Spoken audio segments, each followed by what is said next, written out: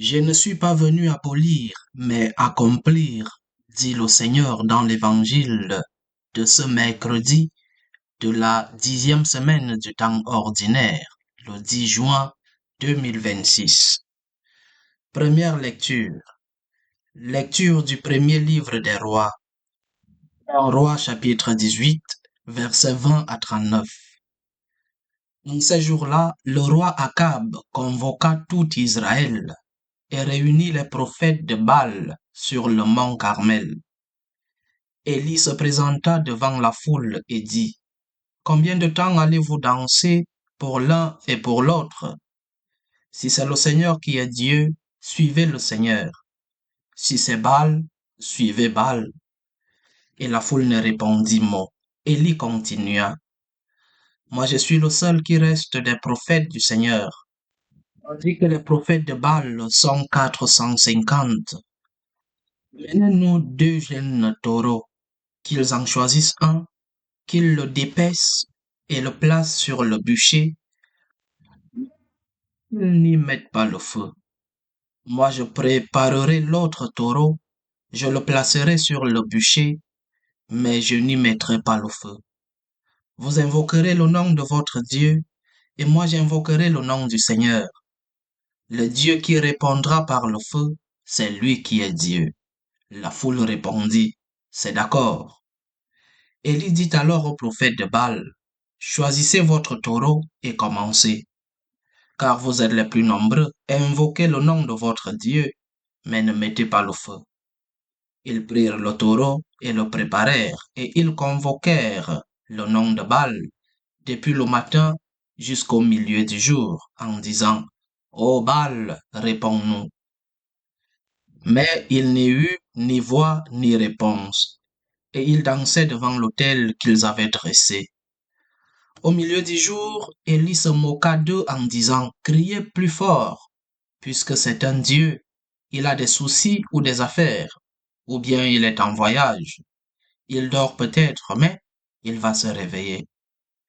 Ils crièrent donc plus fort, et selon leur coutume, ils se tailladèrent jusqu'au sang avec des épées et des lances. Dans l'après-midi, ils se livrèrent à des transes prophétiques jusqu'à l'heure du sacrifice du soir. Mais il n'y eut ni voix, ni réponse, ni le moindre signe. Alors Élie dit à la foule, approchez. Et toute la foule s'approcha de lui. Il releva l'autel du Seigneur qui avait été démoli. Il prit 12 pierres, selon le nombre des tribus des fils de Jacob, à qui le Seigneur avait dit, ton nom sera Israël. Avec ces pierres, il érigea un autel au Seigneur.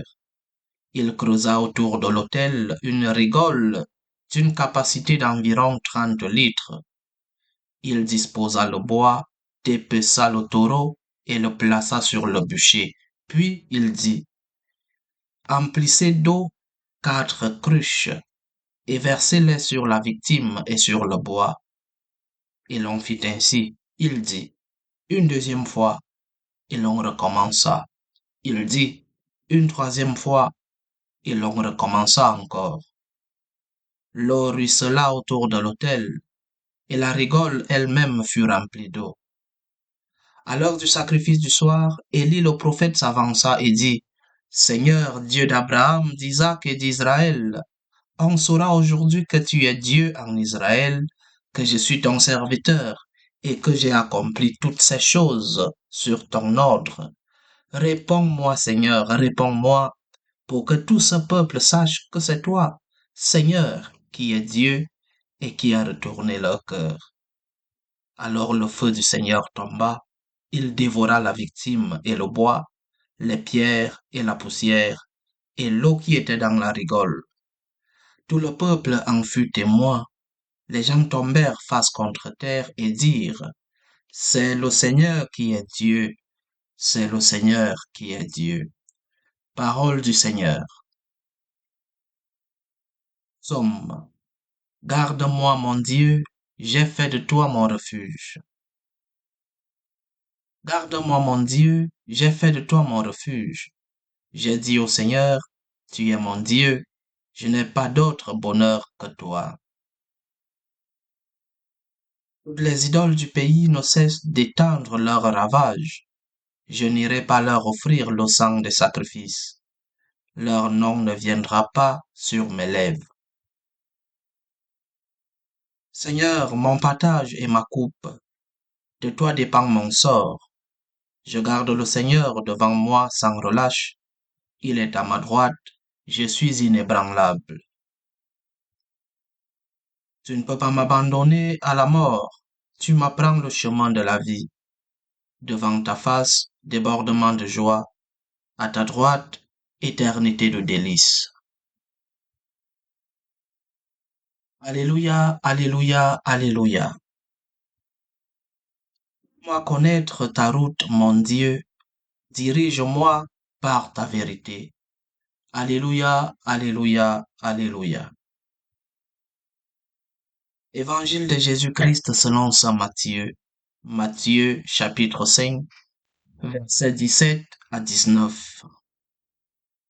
En ce temps-là, Jésus disait à ses disciples, ne pensez pas que je sois venu abolir la loi ou les prophètes.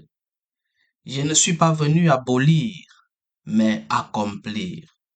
Amen, je vous le dis.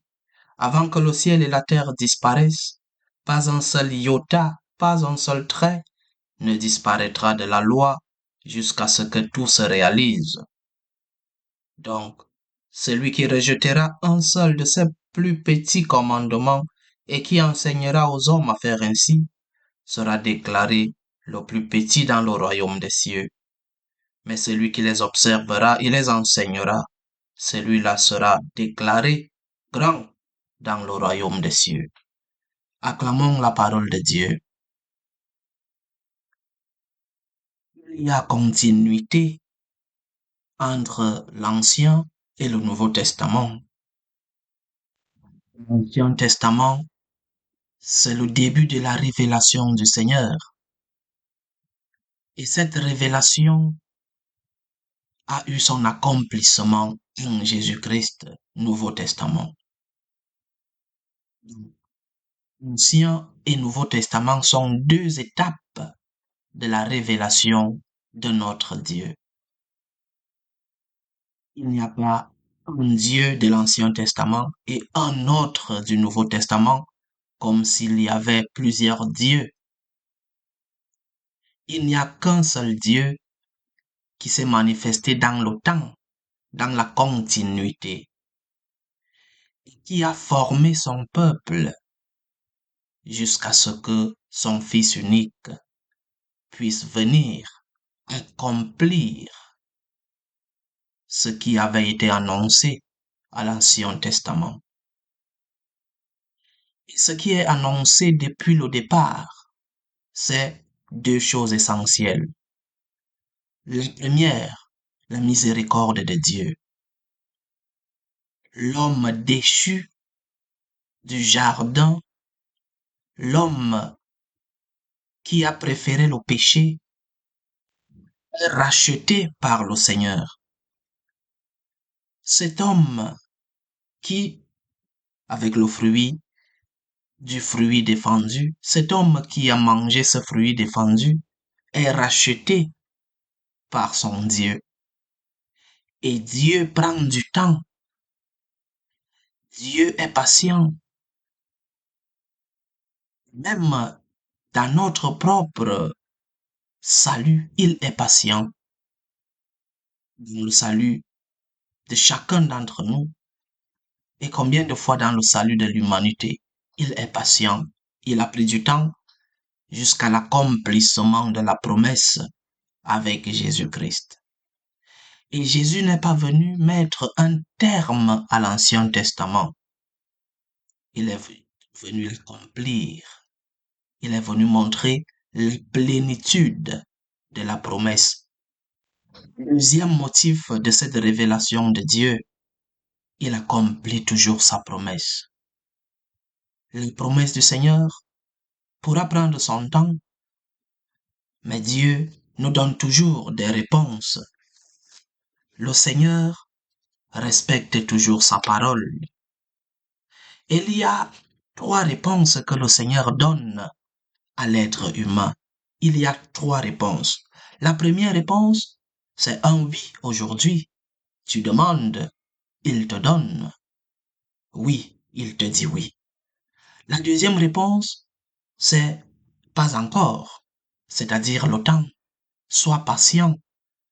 Oui, tu as demandé, je vais te donner, mais pas encore.